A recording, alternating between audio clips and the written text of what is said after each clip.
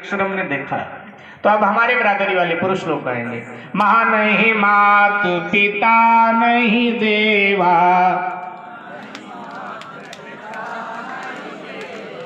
बहुत अच्छे भाई, नहीं तो पुरुष लोग गाने में बड़े कच्चे होते हैं, लेकिन यहाँ गा रहे हैं, ठीक है। माँ नहीं मात पिता नहीं देवा,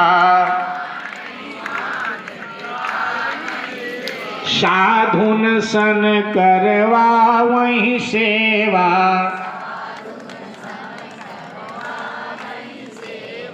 जिनके ये है आचरण भवानी, ते जान्यो निशिचर सब प्राणी। भगवान शंकर कहते हैं कि हे भवानी, जो अपने माता पिता का निरादर करे, माने ही मात पिता नहीं देवा, जो माता पिता और देवताओं का निरादर करते हैं, मानते नहीं। साधु की सेवा करनी चाहिए, साधु को सेवा देनी चाहिए, साधु ब्राह्मण से सेवा लेनी नहीं चाहिए।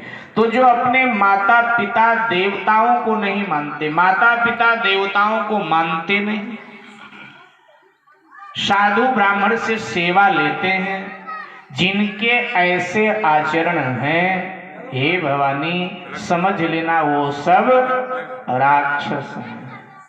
वैसे राक्षस तो हमारे घर में भी एक आध मिल जाते हैं, माता पिता का ही तिरस्कार करते हैं, माता पिता का ही अपमान करते हैं, देवी देवताओं का अपमान करते हैं, साधु ब्राह्मणों का अपमान करते हैं।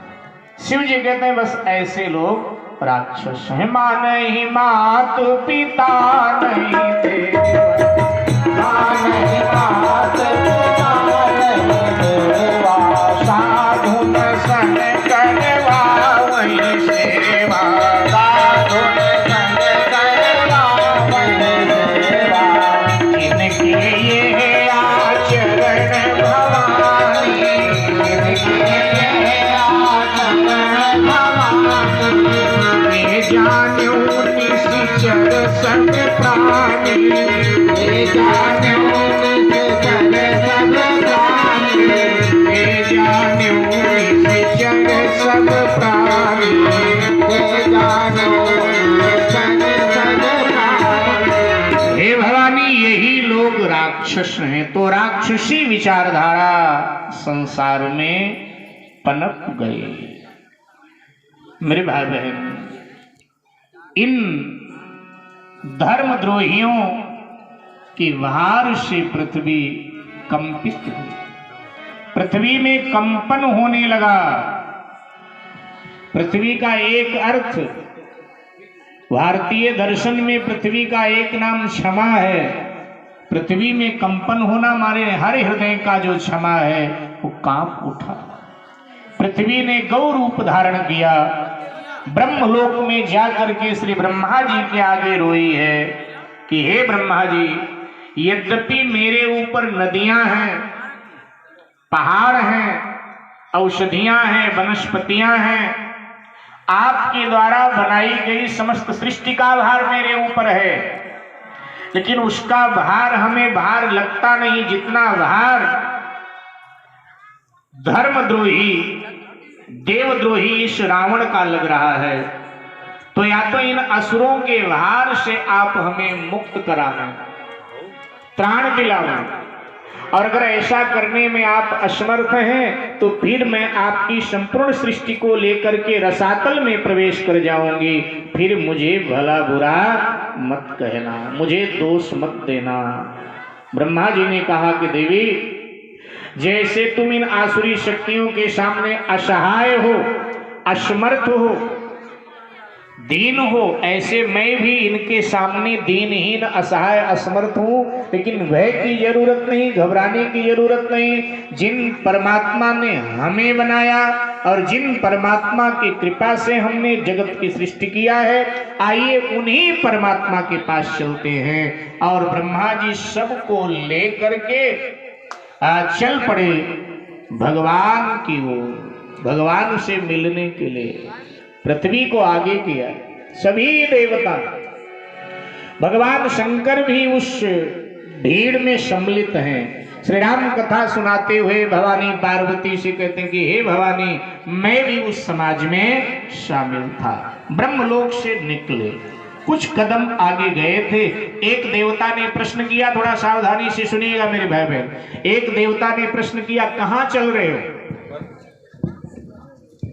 दूसरे ने कहा, अरे भगवान के पास चल रहे हो। वो तो ठीक है, भगवान के पास चल रहे हो, लेकिन भगवान रहते कहां हैं? क्या प्रश्न हुआ? भगवान रहते कहां हैं? एक देवता ने कहा, उनमें से एक बोला, पुर वैकुंठ जान कह कोई।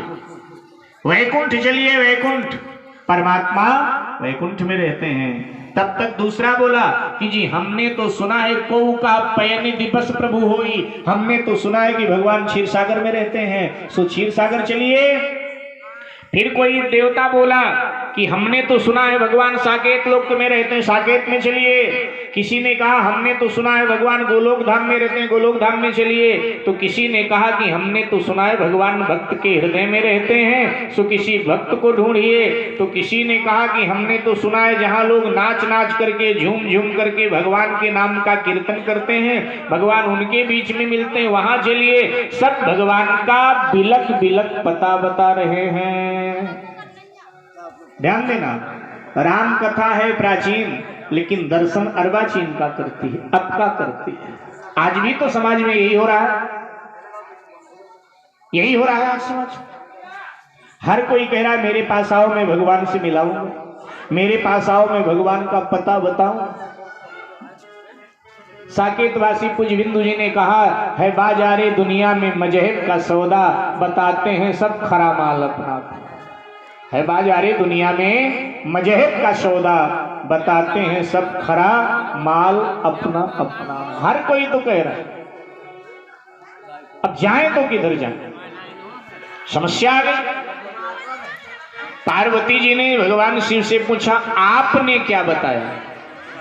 शिव जी ने कहा, मुझसे किसी ने पूछा नहीं, और जब किसी ने पूछा नहीं तो मैं चुपचाप खड़ा रहा, क्योंकि बिना पूछे हम अपनी राय देने लगे और कोई कह दे तुमसे किसने पूछा था। तब भगवान शंकर मानो हम सबको बताना चाहते हैं कि कहीं समाज में बैठे हो, जब कोई तुम्हें बोलने का मौका दे कि भी आप भी अपनी राय रखिए, तो अपने विचार रखो, नहीं चुपचाप सबके विचार सुनो। अगर अपने आप अपने विचार रखने लगे, किसी ने आपको टोक दिया कि आपसे किसने पूछा था, फिर क्या होगा आपका? तो शिव जी कहते मैं सबकी सुन रहा था, किसी ने मुझसे पूछा नहीं। लेकिन जब कोई देवता निर्णय पर नहीं पहुंच पाए तो सबने मेरी ओर देखा कि भोलेनाथ तुम क्यों चुपचाप खड़े हो, तुम भी तो बताओ भगवान कहां रहते हैं। भगवान शंकर ने कहा, देवताओं तुम कहते हो कि भगवान वहां रहते हैं, वहां रहते हैं, वहां रहते हैं, मैं तुमसे पूछ रहा हूं भगवान कहां नहीं रहते, पहले वो जगह हमको बताए दो। भोलेनाथ ने कहा, पहले वो जगह हमको बताए दो जहां भगवान न रहते हो, फिर मैं बताऊं भगवान कहां रहते हैं। देवता चौंक कर देखने लगे, भोलेनाथ भगवान सब जगह रहते हैं। शिव जी ने कहा, ऐसी कोई जगह नहीं है जहां परमात्मा ना हो। जैसे जमीन में पानी हर जगह है, लेकिन 2.5 फीट गड्ढा यहाँ 2.5 फीट वहां खोदोगे तो पानी मिलने वाला नहीं, एक जगह ही गहरा गड्ढा कर देते हो पानी मिल जाता है। ऐसे ही परमात्मा सब जगह समान रूप से शिव जी कहते हैं व्याप्त है। ये नहीं कि कहीं कम है कहीं ज्यादा, ऐसा नहीं। भगवान शंकर बोल पड़े, ये शिव जी की वाणी है, भाव से गाइएगा। भगवान शंकर ने कहा, देवताओं ये तो हरि व्यापक सर्वत्र समान, हरि व्यापक सर्वत्र समान, हरि व्यापक सर्वत्र समान,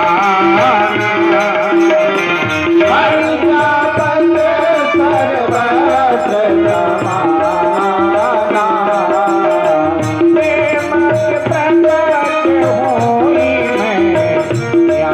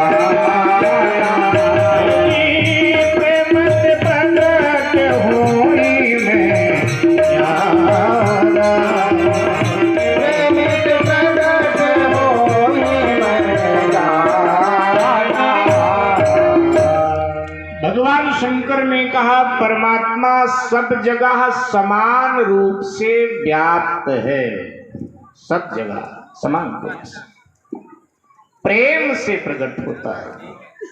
माने परमात्मा तो सब जगह है, ये समस्या हल हो गई। परमात्मा सब जगह समान रूप से व्याप्त है, वो प्रकट कैसे होगा, मिलेगा कैसे? तो शिव जी ने कहा परमात्मा से परमात्मा प्रकट हो उसके पहले अपने हृदय में हमें परमात्मा के लिए प्रेम प्रकट करना पड़ेगा। जब परमात्मा के लिए भक्त के हृदय में प्रेम प्रकट हो जाता है तब परमात्मा उस भक्त के सामने प्रकट हो जाता है। परमात्मा का प्रकट होना सरल है, लेकिन परमात्मा के लिए हृदय में प्रेम प्रकट होना कठिन है।